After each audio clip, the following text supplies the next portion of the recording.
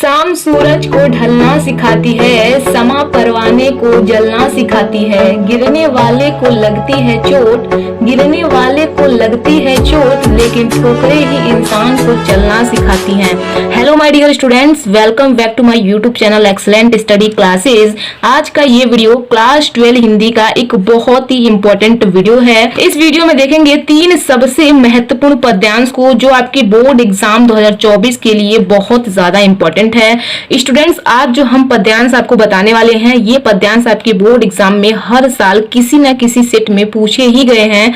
तो आज का ये वीडियो आप सभी के लिए बहुत ज्यादा इंपॉर्टेंट है। आज हम आपको 3 सबसे महत्वपूर्ण पद्यांश को सॉल्व करके एक ही वीडियो में बताने वाले हैं। तो आज का ये वीडियो आप सभी के लिए बहुत ज्यादा इंपॉर्टेंट है। इस वीडियो में हम आपको 3 सबसे महत्वपूर्ण पद्यांश को तो बताएंगे ही, साथ में हम आपको पद्यांश को सॉल्व करने का सही तरीका बताएंगे, जिससे आप लोग अपने बोर्ड एग्जाम में जो है 10 में 10 नंबर आसानी से अचीव कर सके, आपका एक भी नंबर न कटे। तो आज का ये वीडियो बहुत ज्यादा इंपॉर्टेंट है, तो वीडियो को ध्यान से अंत तक देखते हुए चलिएगा। तो ज्यादा समय ना लेते हुए आइए हम वीडियो को स्टार्ट करते हैं। तो यहाँ पे आप देख सकते हैं बहुत ज्यादा इंपॉर्टेंट है। सबसे पहले यहाँ पे हम इस पद्यांश को देखेंगे। ये पद्यांश जो है बहुत ज्यादा इंपॉर्टेंट है आपके बोर्ड एग्जाम की दृष्टि से।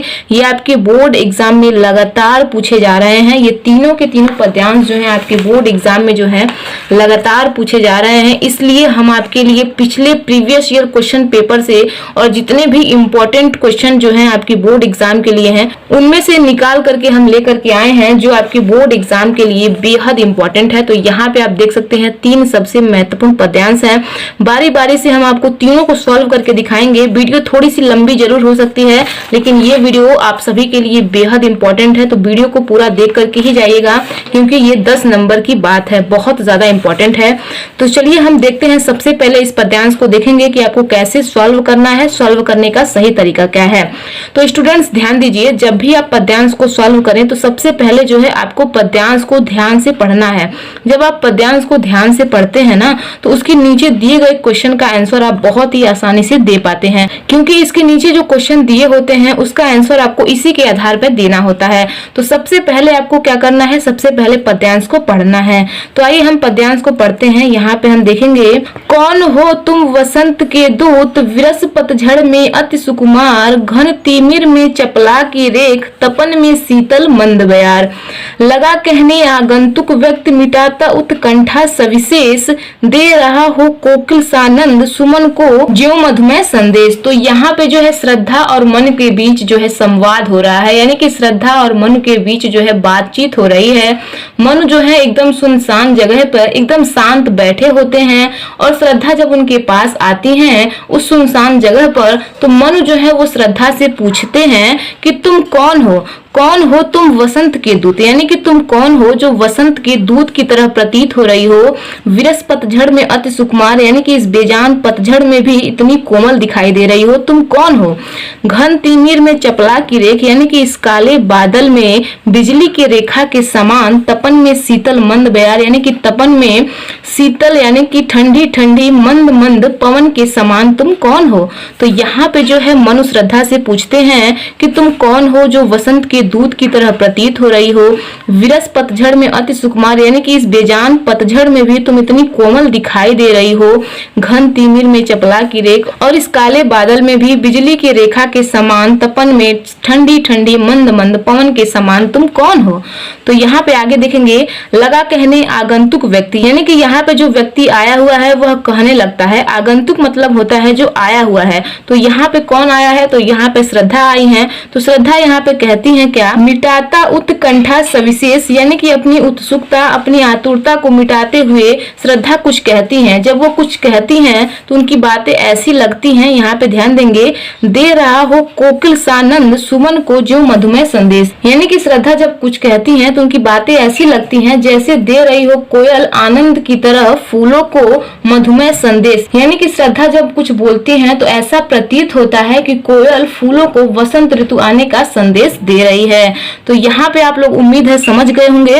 अब चलिए इसके क्वेश्चन को देख लेते हैं। इसका क्वेश्चन क्या है, यहाँ पे आप देख सकते हैं। पहला क्वेश्चन है, उपयुक्त पद्यांश के शीर्षक और कवि का नाम लिखिए। तो यहाँ पे जो आपको पद्यांश दिया गया है, इसके आपको शीर्षक और कवि का नाम लिखना है, यानी कि यह किस चैप्टर से है और इसके कवि कौन है। तो ये जो है आपके श्रद्धा मनु चैप्टर से लिया गया है और इसके जो कवि हैं वो जयशंकर प्रसाद हैं। तो कैसे लिखना है अभी हम आपको लिख करके बताएंगे। तो चलिए हम देखते हैं। सबसे पहले यहाँ पे आपको क्या करना है, ये जो पद्यांश दिया गया है इसमें जो पहली लाइन है इसमें से आपको आगे से 2-3 शब्द उठाने हैं। उसके बाद यहाँ पे ये जो लास्ट वाली लाइन है इसमें से आपको पीछे से 2-3 शब्द उठाने हैं, ठीक है। और कुछ इस प्रकार से लिखना है। यहाँ पे आप देख सकते हैं, यहाँ पे मैंने पहले से लिखा है ताकि समय की थोड़ी सी बचत हो सके और आप लोग कम समय में अच्छे से समझ सकें। तो यहाँ पे मैंने लिख दिया है, कौन हो तुम डैश डैश करके मधुमेह संदेश। तो इस तरीके से आपको जरूर लिखना है। अगर इस तरीके से आप लिखेंगे तो एग्जामिनर जो है समझ पाएंगे कि आपने कौन से पद्यांश को सॉल्व किया है।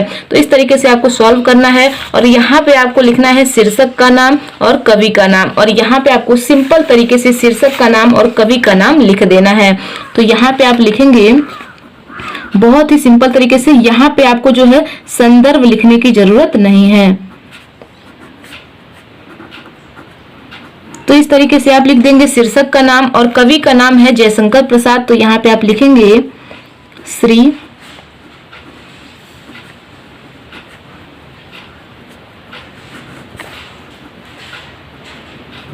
तो इस तरीके से आप जो है कवि का नाम लिख देंगे। बहुत ही सिंपल तरीका है। इतना लिखने के बाद आपके 2 नंबर जो है वो बिल्कुल कंप्लीट हो जाएंगे। तो इसी तरीके से यहाँ पे लिखना है। आपको संदर्भ नहीं लिखना होता है। जब आपसे संदर्भ लिखने के लिए बोले तभी आपको संदर्भ लिखना है, अन्यथा आपको संदर्भ नहीं लिखना है। अगर आपसे बोले कि पद्यांश के शीर्षक और कवि का नाम लिखिए तो आपको सिंपल इसी तरीके से लिख देना है और आपके 2 नंबर जो है वो बिल्कुल कंप्लीट हो जाएंगे। अब देखेंगे अगला क्वेश्चन है, रेखांकित अंश की व्याख्या कीजिए। तो यहाँ पे ये जो रेखा खींची गई है इसका आपको व्याख्या करना है। तो मैंने आपको बताया अभी कि यहाँ पे जो है मनु जो है श्रद्धा से उनका परिचय जानने के लिए पूछ रहे होते। तो यहाँ पे मनु जो है वो श्रद्धा से पूछ रहे हैं कि घन तिमिर में चपला की रेख, यानी कि काले बादल में बिजली की रेखा के समान, तपन में शीतल मंद बयार, यानी कि तपन में भी ठंडी ठंडी मंद मंद पवन के समान, यानी कि हवा के समान तुम कौन हो। तो यहाँ पे जो है मनु श्रद्धा से पूछ रहे हैं। तो यहाँ पे सिंपली अपने तरीके से आपको लिखना है। यहाँ पे आपको अपने ही शब्दों में लिखना होता है। मैंने यहाँ पे लिख दिया है। यहाँ पे आप देख सकते हैं।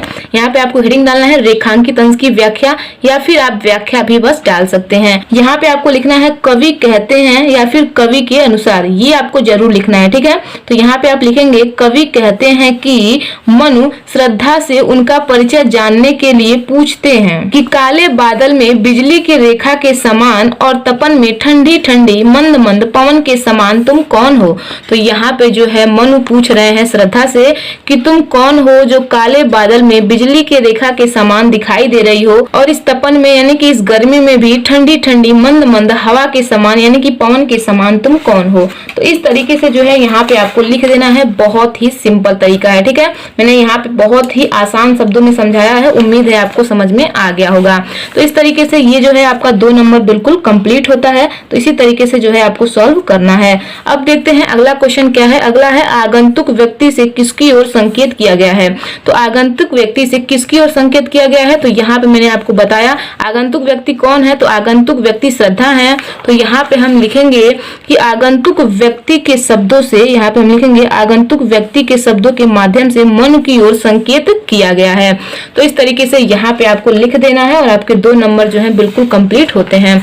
अब देखेंगे अगला क्वेश्चन क्या है, पद्यांश में किसकी उत्कंठा मिटाने की बात कही गई है। तो यहाँ पे जो है पद्यांश में किसकी उत्कंठा मिटाने की बात कही गई है। तो यहाँ पे हम लिखेंगे पद्यांश में श्रद्धा के द्वारा मन की उत्कंठा मिटाने की बात कही गई है। तो इस तरीके से जो है आपको लिख देना है। बहुत ही आसान है। आपको इसी में से इसका आंसर देना होता है और ये जो है आपके 2 नंबर ये भी कंप्लीट होते हैं। तो इस तरीके से जो है आपको सॉल्व करना होता है। अब देखेंगे लास्ट क्वेश्चन क्या है, पद्यांश में किन पात्रों के बीच संवाद हो रहा है। मैंने आपको अभी बताया कि इसमें जो है मनु और श्रद्धा के बीच जो है संवाद हो रहा है। तो यहाँ पे हम लिख देंगे कि पद्यांश में मनु और श्रद्धा के बीच संवाद हो रहा है। तो इस तरीके से जो है आपके 5 क्वेश्चन सॉल्व होते हैं। बहुत ही सिंपल तरीके से, बहुत ही आसान तरीके से। तो यहाँ पे आपके 5 क्वेश्चन सॉल्व होते हैं और आपके जो है 10 नंबर बिल्कुल कंप्लीट होते हैं। तो बहुत ही इंपॉर्टेंट पद्यांश है, उम्मीद है आपको समझ में आ गया होगा। तो अब चलते हैं हम नेक्स्ट पद्यांश की तरफ, उसको भी सॉल्व कर लेते हैं।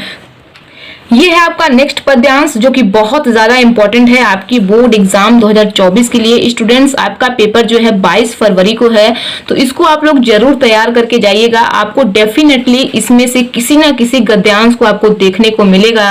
तो ये तीनों पद्यांश जो है आप लोग तैयार करके जाइएगा। आप लोगों से रिक्वेस्ट है, बहुत ज्यादा इंपॉर्टेंट है, आपके 10 नंबर कहीं नहीं जाएंगे। ठीक है, तो चलिए देखते हैं इसको भी। सबसे पहले जो है हम पद्यांश को पढ़ेंगे तो देखेंगे, लज्जाशीला पथिक महिला जो कहीं दृष्टि आवे, होने देना विकृत वसना तो न तू सुंदरी को, जो थोड़ी सी भी श्रमित वह हो गोद ले श्रांति खोना, होठों की और कमल मुख की मलानताएं मिटाना। कोई क्लांता कृषक ललना खेत में जो दिखावे, धीरे धीरे परस उसकी क्लांतियों को मिटाना। जाता कोई जलद यदि हो व्योम में तो उसे ला, छाया द्वारा सुखित करना तप्त भूतांगना को। तो यहाँ पे जो है राधा जो है पवन से कह रही हैं कि राह में पथिक महिला के साथ कैसा व्यवहार करना चाहिए। तो यहाँ पे हम समझेंगे बहुत ही आसान तरीके से। यहाँ पे देखेंगे, सबसे पहले हम इसका अर्थ समझते हैं, उसके बाद जो है इसके क्वेश्चन को भी हम देखेंगे। तो सबसे पहले इसका अर्थ समझिए, लज्जाशीला पथिक महिला जो कहीं दृष्टि आवे, यानी कि लजाने वाली महिला अगर कहीं दृष्टि आवे, यानी कि अगर कहीं रास्ते में दिखाई दे, होने देना विकृत वसना तो न तू सुंदरी को, तो उस सुंदरी के वस्त्रों को जो है तुम हटा मत देना, यानी कि तुम इतने तेज मत चलना कि उस सुंदरी के वस्त्र जो है वो अस्त व्यस्त हो जाए और उसका शरीर जो है वो उघड़ जाए। तो यहाँ पे जो है राधा पवन से यानी कि हवा से कह रही हैं कि अगर लजाने वाली महिला तुम्हें कहीं रास्ते में दिखाई दे तो तुम इतना तेज मत बहना कि उस स्त्री के वस्त्र जो है वो अस्त व्यस्त हो जाए और उसका शरीर जो है वो उघड़ जाए। ठीक है, आगे ध्यान देंगे, जो थोड़ी भी श्रमित वह हो गोद ले श्रांति खोना, अगर वह थोड़ी भी थकी हुई दिखाई दे तो उसे गोद ले करके अर्थात उसे चारों ओर से घेर करके उसकी थकावट को मिटा देना। होठों की और कमल मुख की मलानताएं मिटाना, जिससे कि उसके सूखे हुए होठ और मुरझाया हुआ चेहरा कमल की तरह प्रफुल्लित हो जाए। ठीक, आगे ध्यान देंगे, कोई क्लांता कृषक ललना खेत में जो दिखावे, यानी कि कोई क्लांता कृषक ललना यानी कि कोई भी किसान का बच्चा अगर तुम्हें खेत में दिखे तो धीरे धीरे परस उसकी क्लांतियों को मिटाना, तो धीरे धीरे उसके पास जा करके उसकी थकावट को मिटा देना। ठीक, आगे ध्यान देंगे, जाता कोई जलद यदि हो व्योम में तो उसे ला, यानी कि जाता कोई बादल, अगर कोई बादल जा रहा हो तो उसे जो है तुम लेकर के आना, छाया द्वारा सुखित करना तप्त भूतांगना को, तो उस बादल से जो है छाया करके उस तप्त भूतांगना को सुखित कर देना, यानी कि उस थकी हुई महिला को बादल के द्वारा छाया करके सुखित कर देना। तो इस तरीके से जो है राधा पवन से यानी कि हवा से कह रही हैं। उम्मीद है आप लोग समझ गए होंगे। अब इसके क्वेश्चन को भी देख लेते हैं। क्वेश्चन है, उपयुक्त पद्यांश का संदर्भ लिखिए, यानी कि यहाँ पे जो आपको पद्यांश दिया गया है इसका आपको संदर्भ लिखना है।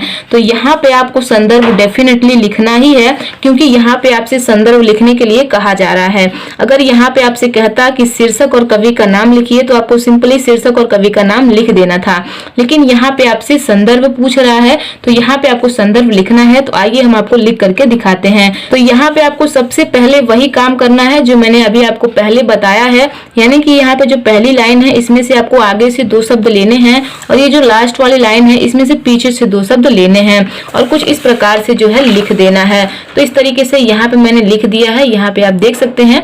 उत्तर डाल के आपको ऐसे लिख देना है डैश डैश करके। उसके बाद जो है यहाँ पे आपको एक अट्रैक्टिव सुंदर तरीके से संदर्भ लिखना है। तो यहाँ पे आप लिखेंगे ये जो है किस चैप्टर से लिया गया है, तो ये आपके पवन दूतिका चैप्टर से लिया गया है और इसके जो कवि हैं वो अयोध्या सिंह उपाध्याय हैं। ठीक है, ये जो है पद्यांश आपके पवन दूतिका से लिया गया है। तो यहाँ पे आपको सिंपली इस तरीके से लिखना है, प्रस्तुत पद्यांश हमारी पाठ्य पुस्तक हिंदी के पवन दूतिका नामक पाठ से लिया गया है। इसके कवि अयोध्या सिंह उपाध्याय हरियोध हैं। तो इस तरीके से आपको सिंपल तरीके से लिखना है और आपके 2 नंबर जो है बिल्कुल कंप्लीट हो जाएंगे। बहुत सारे अगर बुक में देखेंगे या फिर आप किसी क्वेश्चन बैंक विद्या में देखेंगे तो उसमें जो है बहुत टफ तरीके से संदर्भ लिखने के लिए बताया गया है, लेकिन ये जो तरीका है ना बिल्कुल सिंपल तरीका है और आपके 2 नंबर जो है बिल्कुल मिलेंगे। तो आपको इसी तरीके से लिखना है, बहुत ज्यादा टफ वर्ड का यूज नहीं करना है, इसी तरीके से आपको लिखना है और आपके 2 नंबर जो है वो बिल्कुल कंप्लीट हो जाएंगे। तो यहाँ यहाँ पे जो है आपका पहला क्वेश्चन जो है सॉल्व होता है। अब देखेंगे अगला क्वेश्चन क्या है। अगला क्वेश्चन है रेखांकित अंश की व्याख्या कीजिए। तो यहाँ पे ये जो रेखा खींची गई है इसका आपको व्याख्या करना है। तो मैंने आपको इसका अर्थ बता ही दिया है, एक बार पुनः बता देती हूँ। लज्जाशीला पथिक महिला जो कहीं दृष्टि आवे, यानी कि लजाने वाली महिला अगर तुम्हें कहीं रास्ते में दिखाई दे, होने देना विकृत वसना तो न तो सुंदरी को, तो उस सुंदरी के वस्त्रों को हटा मत देना, यानी कि इतना तेज मत चलना कि उस सुंदरी के वस्त्र जो है अस्त व्यस्त हो जाए और उसका शरीर जो है वो उघड़ जाए।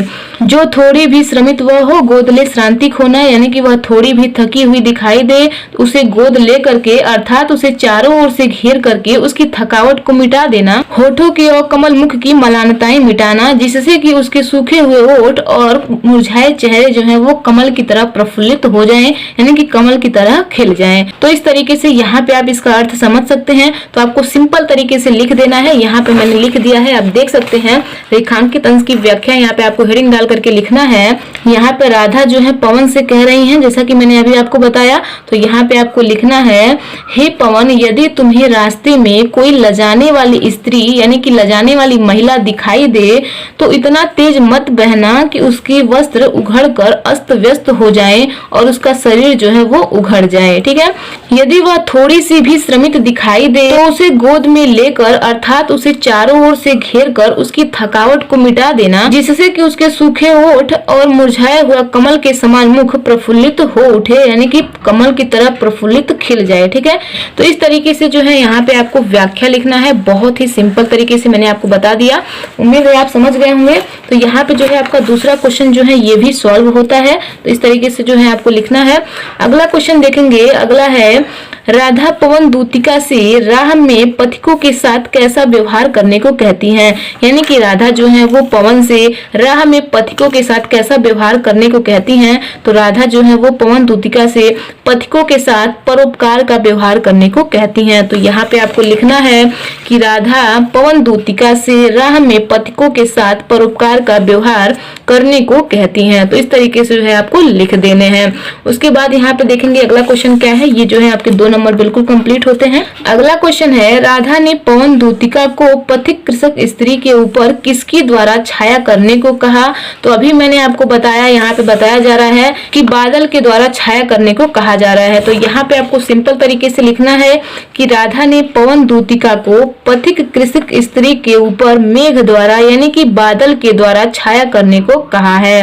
तो इस तरीके से जो है आपको लिख देना है और आपके 2 नंबर बिल्कुल कंप्लीट होते हैं। लास्ट क्वेश्चन देखेंगे। लास्ट क्वेश्चन है, कृषक ललना शब्द में कौन सा समास है। तो यहाँ पे आपसे पूछा जा रहा है कि कृषक ललना शब्द में कौन सा समास है। तो इसमें जो है तत्पुरुष समास है। तो यहाँ पे आप देख सकते हैं 5वां क्वेश्चन है कि कृषक ललना शब्द में तत्पुरुष समास है। तो इस तरीके से जो है आप समझ सकते हैं। तो यहाँ पे जो है आपके 5 क्वेश्चन सॉल्व हो सकते हैं, यहाँ पे आप देख सकते हैं। तो इसका पीडीएफ जो है अभी हम आपको बता देंगे कि इसका पीडीएफ जो है आप कहाँ से डाउनलोड कर सकते हैं। ये था आपका बहुत ही महत्वपूर्ण पद्यांश, उम्मीद है समझ गए होंगे।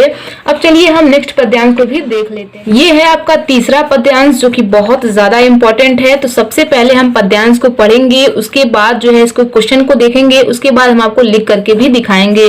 तो यहाँ पे ध्यान देंगे। सबसे पहले हम पद्यांश को पढ़ेंगे।